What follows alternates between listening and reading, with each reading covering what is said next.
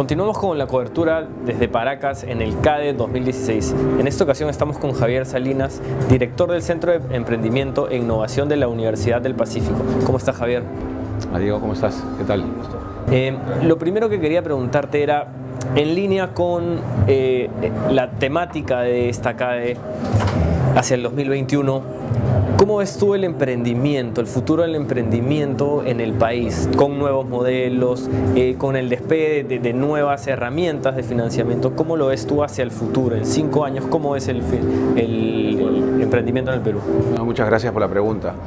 Lo que sí te puedo comentar de primera instancia es que lo avanzado hasta hoy, digamos, responde a que el ecosistema se ha venido de alguna manera cohesionando y se ha venido conformando grupos de apoyo a los emprendedores en diferentes instancias. Y yo te diría que una que se ha sumado con mucho éxito es el gobierno, ¿no? A través del Ministerio de la Producción. Entonces, un poco lo que veo de acá hacia el 2021 es que este gobierno en especial, digamos, sus ministros y los portavoces que hablan sobre emprendimiento e innovación, entendemos que sí son personas que están, digamos, no solo interesadas, sino que entienden el tema de digitalización, simplificación administrativa, un poco lo que el sistema o el ecosistema de alguna manera espera del gobierno, ¿no? Que sea un gobierno amigable, que sea un gobierno que use un lenguaje similar al de los emprendedores. Entonces, yo te diría que mirando un poco hacia el 2021, lo que debería ocurrir un poco en el Perú, yo te diría que son varios temas. A nivel de sector privado, yo creo que sí ha venido ocurriendo de lo que se conoce como capital social, que no es otra cosa que la red de confianza que existe entre los emprendedores y las instituciones de apoyo. Te diría que se ha reforzado mucho. O sea, eso, por ahí, un check valioso, digamos, ¿no? Otro que creo que sí es sumamente importante es que tiene que haber un nivel de articulación en el gobierno mayor. O sea, de hecho, una sola cartera no puede llevar adelante digamos que lo está haciendo muy bien y maravillosamente bien, y estamos muy agradecidos todos los actores. Pero creo que sí tiene que haber un nivel mayor de articulación. Y estoy hablando de que si bien produce, lidera y lo hace muy bien dentro de sus productos, servicios, mecanismos y todo lo que ofrece, creo que debería involucrarse mucho más el Ministerio de Economía, ¿no? Debería involucrarse también en lo que es proyectos de emprendimiento e innovación social, por ejemplo el MIDIS, ¿no? Que es el Ministerio de Inclusión y todo ese tema. Y hay un tema que, además de articulación, yo creo que esto nos va a llevar a que podamos brindarle a los emprendedores un marco regulatorio adecuado, moderno, que les permita avanzar, que les permita hacer las cosas, ¿no? Un poco lo que vemos hoy inclusive a nivel de Alianza del Pacífico, es que, digamos, nuestros reguladores todavía como que les cuesta entender un poco lo que viene sucediendo en el ecosistema. Y ahí me refiero específicamente, por ejemplo, a las fintech, ¿no? Entonces, el ambiente regulatorio, si bien, por ejemplo, la SBS es un regulador muy activo, digamos, ellos vienen todo el tiempo entrevistándose con los propios startups, vienen entrevistándose con las compañías que vienen a buscar al mercado peruano como una oportunidad de inversión. Yo creo que por el lado del regulador del mercado de capitales, que es la SMB, todavía hay digamos, no hay el nivel de intervención que quisiéramos, ¿no? ¿Y cuáles son estos mecanismos, estos modelos de financiamiento a los cuales pueden acceder los emprendedores actualmente? ¿Crees que, por ejemplo, el crowdfunding van a despegar en los próximos años? ¿Qué crees que falta para que eso suceda? Bueno, gracias por la pregunta.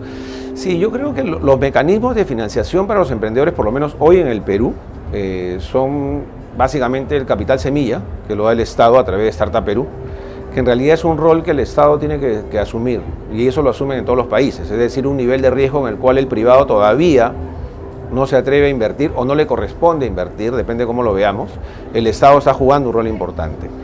Lo que debería ocurrir es que luego del capital semilla debería funcionar el crowdfunding financiero, es decir, equity deuda, básicamente equity cuando hablamos de emprendedores, porque es un sistema de validación de mercado. O sea, el crowdfunding, además de recoger fondos, digamos, el crowdfunding, para los que no conocen, es una plataforma de internet donde se cuelga una idea o proyecto específico por un plazo determinado de 30 días y la plataforma hace el rol de mostrar esto al mercado, se pone una meta de capital y esa meta de capital se logra a través de muchos pequeños aportes y todo se hace a través de una plataforma en internet. Entonces, este mecanismo lo que hace en realidad, además de, por supuesto, recabar fondos para el emprendedor, lo que está haciendo es una validación del mercado. En otros mercados un poco más avanzados, el crowdfunding actúa como un mecanismo de salida para las etapas tempranas, como Capital Semilla, por ejemplo, y además actúa como una validación muy importante para el siguiente nivel, que son los inversionistas ángeles. Entonces, sí, para terminar rápidamente te decía, lo que ha venido sucediendo hoy, por ejemplo, desde la Universidad del Pacífico, es que conocedores de que el tema de Capital Semilla viene funcionando, el tema de crowdfunding todavía no funciona por un tema de regulación. Este año nosotros, el 12 de septiembre, presentamos una propuesta de ley al Ministerio de Economía para que se regule el crowdfunding, ¿no? ¿Y cuál es el estado de esta propuesta?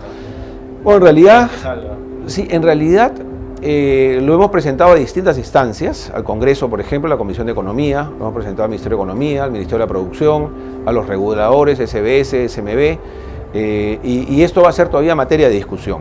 Pero sí hay algo interesante que hay que saber en este tema, que lo estamos haciendo en simultáneo los 4 países de la Alianza del Pacífico.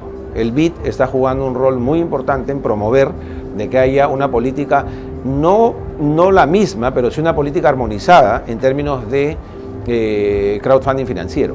Y en el caso particular de las fintech, que es algo relativamente incipiente en el país, ¿cuándo crees tú que pueden empezar a mover mucho más el mercado, ¿no? Tal vez algo que se da en algunos otros países de la región.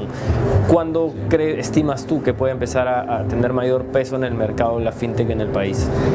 Mira, bien como tú lo has comentado, en el Perú es un mercado que recién comienza. Yo hace unos momentos conversábamos fuera de cámaras, te decía que haciendo un poco el mapeo sobre la fintech que hay en distintos países, ya existen mapeos hechos para México, Colombia, Chile. Nosotros desde la universidad hicimos un mapeo de la fintech en Perú, y para que te hagas una idea, si en México están en 150 fintechs o más, acá estamos con 15 fintech identificadas, ¿no? Algunas de crowdfunding o P2P lending o plataformas de pago o digamos, préstamos a través de garantía con facturas, por ejemplo,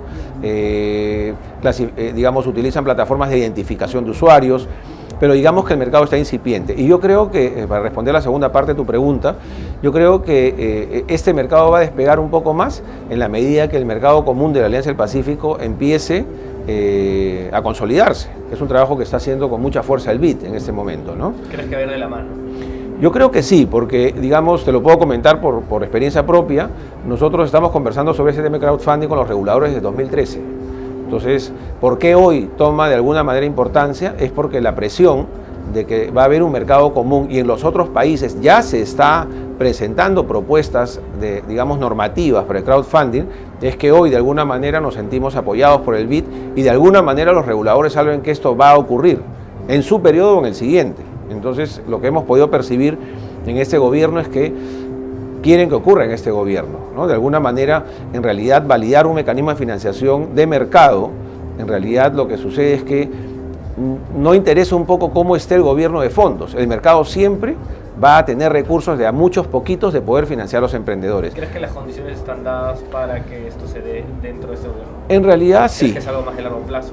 No, yo creo que debería darse dentro de este gobierno. Debería darse dentro de este gobierno porque es un poco lo que hemos escuchado, digamos, a nivel del Ministerio de la Producción en primer lugar, a nivel del Viceministerio de Economía, y creemos que por lo menos los funcionarios que están hoy en este gobierno tienen mucho más claro, digamos, la importancia de tener mecanismos alternativos de financiación para emprendedores, ¿no?